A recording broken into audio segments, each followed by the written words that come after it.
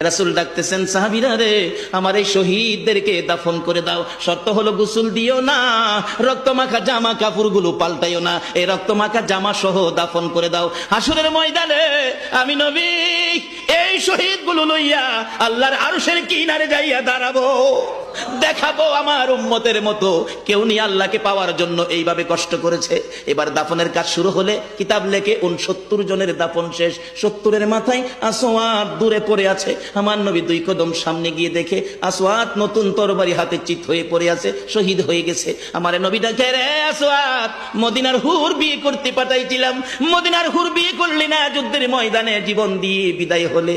আসওয়াদ রে, নতুন তরবারিটা হাতে রে। আসওয়াদ একজন সাহাবী বলেন, হুজুর বিয়ের বাজার করতে এসে আপনি যুদ্ধে গেছেন, খবর পাইয়া বিয়ের বাজারে টাকা দিয়ে যুদ্ধের বাজার করেছে, আসওয়াদ শহীদ হয়েছে। আমার নবী ডাকে, মাবুদ, আমার আসওয়াদকে তুমি কি দিবা গো?